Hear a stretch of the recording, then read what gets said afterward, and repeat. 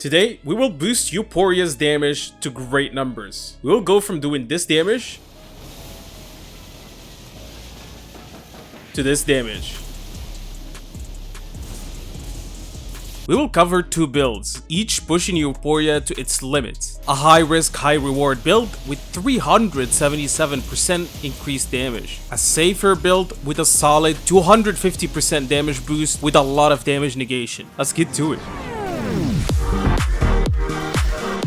We are diving into one of the most powerful and unique weapons in Elden Ring, the Euporia. This twin blade not only dishes out incredible damage, but also has one of the most unique skills in the game. Let's break down why it's special and why it's a must-have. Euporia scales primarily with strength, dexterity, and fate, dealing physical and holy damage. At first glance, it looks like an alright twin blade weapon, but then you use the skill and it changes the weapon completely. The skill has two states, and charged and charged. The skill and charged spins dealing decent damage, but we do not care about none of that. If it is charged, it turns the skill into a light beam.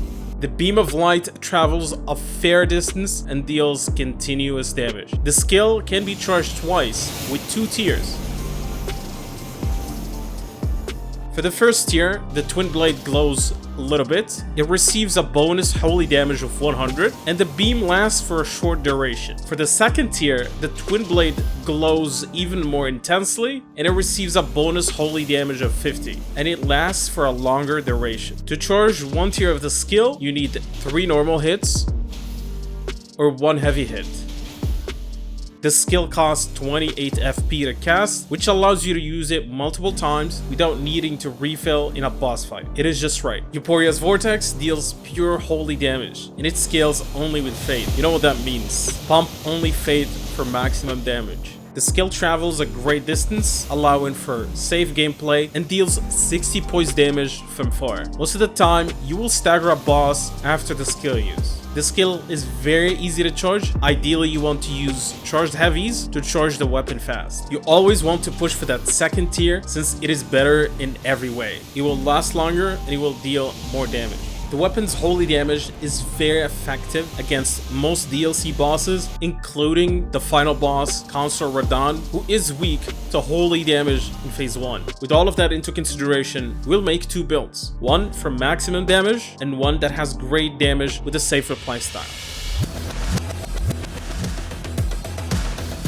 For the start of the show, Euporia, max it out to +10. To obtain it, first you must defeat Mesmer to obtain the kindling. Second, you must defeat Romina and use Mesmer's kindling on the ceiling tree behind her boss room, which will grant you access to Inner Elim. From Inner Elim, I'll leave a full guide in a YouTube short format in the description below. As a secondary weapon, wield the Sword of Light. We will use its skill before going into a boss to get a 20% buff to all sources of holy damage for 60 seconds. To obtain it, I'll leave a full guide in a YouTube short format in the description below. Next, buy the Finger Seal and offhand it to cast buffs available from the Twin Maidens. For the armor, go for the Rakshasa set. It boosts all damage by 8%. This is the go-to for more damage. Most builds out there recommend Leta's armor. It does not work with the skill. Do not use it. To obtain the armor, you need to defeat Rakshasa in the Eastern Nameless Mausoleum. Use the Black Dumpling Helmet for a 10% damage boost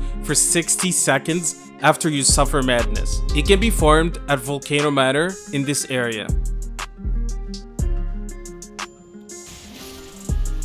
For the talismans, we will use Shard of Alexander, which boosts skill damage by 15%. It is acquired by completing Alexander's quest. I personally tested it. It works with the skill, opposed to what people say. Second, the Sacred Scorpion Charm, which increases holy damage by 12%. It is dropped by the NPC Invader Anesthesia. Third, the Rotten Wind Sword Insignia, which raises attack power with successive attacks up to 13%. It is earned after assisting Millicent with her quest. Finally, Millicent's Prosthesis, which boosts dexterity by +5 and raises attack power with successive attacks up to 11%. It stacks with Rotten Wind Sword Insignia, but you can only only acquire one of them per run. If you are in a New Game Plus and have access to both of them, use them. If not, use the Old Lord's Talisman, which extends the spell duration by 30%. It is found in the Carmeline Faramazula. This is important for the ease of use of the build. I tested all the potential talismans that could work with the skill of the weapon, but none of them worked except the ones that we are using. This one will give us a bigger window of damage for Howl and Vow, which we will touch upon later on. For the physic, use the Holy Shroud crack tier for a 20% to holy damage for 3 minutes. It is dropped by the avatar in the northeastern Liurnia of the lakes. Pair it with the Bloodsucking crack tier for a 20% damage for 3 minutes. To obtain it, defeat the Furnace Golem in the ruins of Unte. For the spells, use Golden Vow for a damage increase of 15%. It goes up to 104 seconds with the talisman. Also use Howl of Shabriri to increase the damage by 25% for 40 seconds. It goes up to 52 seconds with the talisman. Spec to 60 Vigor, 20 Mind, 30 Endurance, 23 Strength, 18 Dex, and 80 Faith. Use Melania's Great Rune to restore health after getting hit. It is ideal with a multi-hit weapon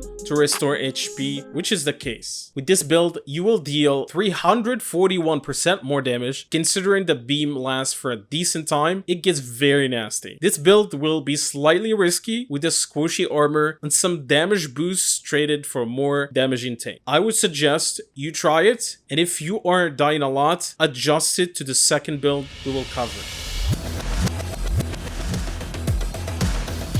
Two-hand Euporia and max it to plus 10. If you want to know how to get it, just refer to the first build. As a secondary weapon, wield the Sword of Light. We will use its skill before going into a boss to get a 20% buff to holy damage. Offhand, the Finger Seal to cast your buffs. For the armor, go for the Black Knight set. It provides the highest damage negation compared to other sets for similar weight class. It can be farmed from a Black Knight. An early one can be found in the camp just south of the castle front side of grids. For the talismans, similar to the first build, we will use Shard of Alexander, which boosts skill damage by 15%, the Sacred Scorpion Charm, which increases holy damage by 12%, the Rotten Winged Sword Insignia, which raises attack power with successive attacks up to 13%. Finally, go for the Dragon Crest Great Shield, which reduces physical damage by 20%. This choice to make your build more tanky for a safer playstyle. For the physic, use the Holy Shrouding Crack tier for 20% holy damage for 3 minutes. Pair it with the Thorny Crack tier for an increase of damage by 9%, 13%, and 20% with successive attacks 3 minutes. This is a safer option than the Bloodsucking tier that ticks your health down, and it provides the same benefit up to 20%. It just needs to be procced before you use Euporia's Vortex. It is dropped by the avatar at the Consecrated Snowfield. For the spells, use Golden Vow for a damage increase of 15% and a damage negation of 10%. Use a Boiled Crab for a 20% physical damage negation that stacks with the above buffs. Spec to 60 Vigor, 20 Mind, 30 Endurance, 23 Strength, 18 Dex, and 80 Faith. For the Great Rune, use Morgana's Great Rune for a 25% more health, ideal so you can tank more hits. With this build, you will do 253% more damage with a safer approach that will allow you to survive more and still nuke the bosses. This build will also provide a higher damage negation with a better armor, Golden Vow's 10% damage negation, the Dragon Crest's 20% damage negation, and the Boiled Crab's 20%. The Euporia Twinblade is an absolute powerhouse in Elden Ring, offering a perfect blend of damage and a unique playstyle. Whether you're starting a New Game Plus or diving into the DLC, this weapon will serve you well. Let me know in the comments if you've tried Euporia and what your experience has been. If you want to see the new best bunk build in the game, check this video out.